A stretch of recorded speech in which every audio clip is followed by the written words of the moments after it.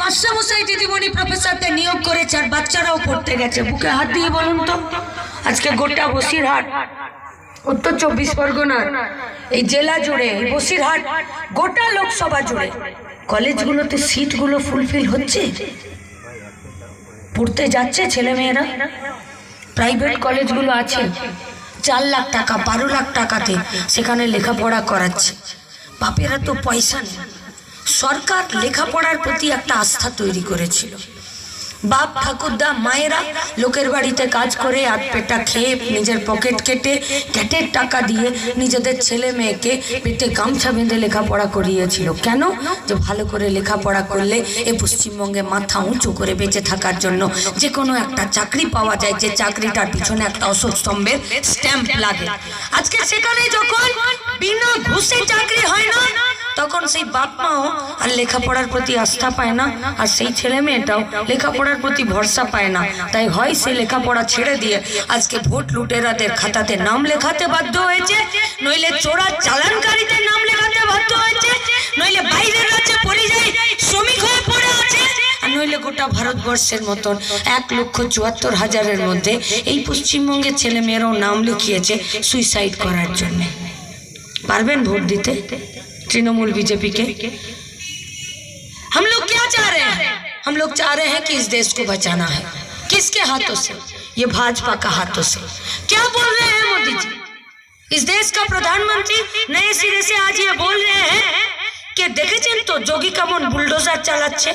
আমরা বুলডোজার চালাতে জানি, আর আমরা যারা বুলডোজার চালাই তাদেরকে সংবিধান অনুযায়ী জেলে পুরে দিতে জানি। এইটা আমাদের সাহস। তাই আপনাদের কাছে আমাদের আবেদন, জিজ্ঞেস করুন না, রেখা পাত্রের বিরুদ্ধে আমাদের কোনো অভিযোগ নেই। একটা লড়াই, একটা আন্দোলন, সেই আন্দোলনের মাটি থেকে একটি মেয়ে, সে যেই আন্দোলনই হোক, মা বোনেদের সম্মান বাঁচানোর জন্য যে আন্দোলন থেকে উঠে দাঁড়িয়েছে, সেই আন্দোলনে আমরা বলবো যে মিডিয়ার হাওয়াতে তো বেশি দৌড়ে লাভ নেই। আপনি দাঁড়িয়ে থেকে বলছেন যে কে নিরাপদ সর্দার, আমি চিনি না। নিরাপদ সর্দার সেই যে সন্দেশখালিতে জমিগুলো যখন সেদিনকার শুভেন্দুর ভাই 14 পুলিশ গোষ্ঠী জ্ঞাতির লোকরা হড়প করে নিচ্ছিল, আর নিরাপদ সর্দার যখন বিধানসভার ভেতরে চিৎকার করে বলছিল যে সন্দেশখালির জমি, সন্দেশখালির মা বোনেদের ইজ্জত, সন্দেশখালির 100 দিনের কাজ প্রতিদিন লুট হয়ে যাচ্ছে। তাই আজকে যে নেতা ছাতার তলায় আপনি দাঁড়িয়ে আছেন, সেই নেতা নিরাপদ সর্দারদের, এই শুভেন্দু অধিকারী কাকুরি ঘোষ দস্তিদাররা মাইকটা বন্ধ করে দিত, তার নাম নিরাপদ সর্দার। মিডিয়াতে তৈরি হয় না নিরাপদ সর্দাররা। নিরাপদ সর্দাররা তৈরি হয় খেটে খাওয়া মেহনতি মানুষের অধিকারকে রক্ষা করার জন্য। কখনো পিঠে মার খেয়েছে, কখনো পেটে মার খেয়েছে, কখনো জেল খেটেছে, কিন্তু জেল থেকে বেরিয়ে এসে মাথাটা উঁচু করে আছে আর লাল ঝান্ডাটা কাঁধে নিয়ে রাস্তায় দাঁড়িয়ে থেকে আবার গরিব মানুষের অধিকারকে রক্ষা করার জন্য যারা হেঁটে যায়, তাদের নাম নিরাপদ সর্দার। আজকে মঞ্চে একজন নিরাপদ সর্দার নেই। আজকে এই মাঠে যারা দাঁড়িয়ে আছেন তারা প্রত্যেকে নিরাপদ সর্দার, যারা শুধু সন্দেশখালি নয়, গোটা এই বসিরহাটের মা বোনেদের সম্মান আর গরিব মানুষের অধিকারকে রক্ষা করার জন্য আপনাদেরকে লড়তে হবে। বুলডোজার क्या होता है? শুধুমাত্র 2023 সালে 1,57,000 পরিবারের উপরে বুলডোজার চালিয়ে ঘর ভেঙে দিল ভারতবর্ষের বিভিন্ন রাজ্যে। 55 লক্ষের বেশি মানুষ তারা ইফেক্টেড হলো, বাড়ি ঘরদোর চলে গেল। যদি হিসাব করি যে তাহলে একদিনের কতজনের ঘর গেল, হিসাব করে দেখা যাচ্ছে একদিনে 250 জনের ঘর গেল। যদি হিসাবটা আরো নিচে নামাই যে তাহলে 1 ঘন্টায় কতজনের ঘর গেল, 1 ঘন্টায় 53 জনের ঘর গেল। কাদের ঘর গেল? গরিব খেটে খাওয়া। কাদের ঘর গেল? মুসলিম। কাদের ঘর গেল? শিডিউল কাস্ট, আদিবাসী, দলিত, শিডিউল ট্রাইব, এদের বাড়ি গেল। তাহলে এরপর তো আমাদেরকে প্রশ্ন করতে হবে যে দেশের জাতীয় প্রতীক তাহলে কি হবে? বুলডোজার না আমাদের অশোক স্তম্ভ? বুলডোজারকে যদি কেউ জাতীয় প্রতীক করতে চাইছে, তাহলে সংবিধানকে আর দেশকে বাঁচানোর জন্য আমরা অশোক স্তম্ভকে এই গোটা দেশের জাতীয় প্রতীক বানিয়ে রাখার জন্য এই লড়াইটা আমাদেরকে বসিরহাটের রাস্তাতে গলিতে বুথেও করতে হবে।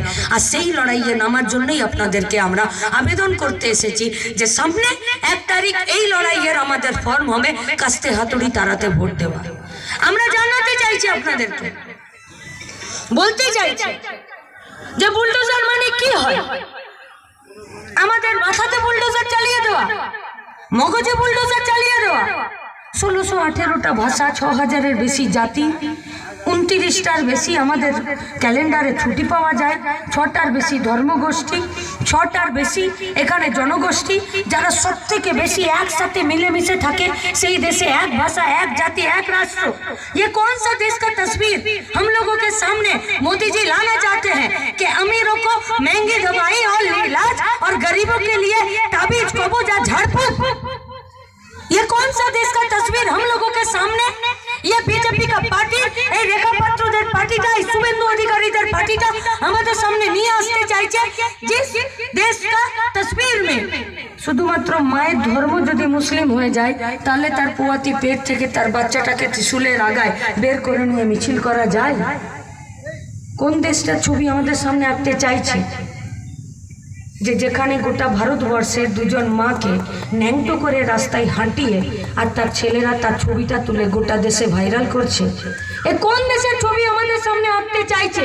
जिस देश में हॉस्पिटल का बेडों में और ऑक्सीजन का गैस सिलेंडर में भी जीएसटी बिठाता है। এবার তো মনে হচ্ছে শ্মশানে আর কবরস্থানেও জিএসটি বসিয়ে দেবে, কিন্তু পেট্রোল ডিজেলটাকে বাকি রেখে দেবে। আমরা আপনাদের কাছে প্রশ্ন করতে চাইছি, যারা মনে মনে ভাবছেন যে তৃণমূলকে একটু টাইট দিতে গেলে বিজেপিকে একটু শক্তিশালী করতে হবে, আমরা আপনাদের কাছে প্রশ্ন করতে চাইছি, ये बीजेपी के नाम पर, ये भाजपा के नाम पर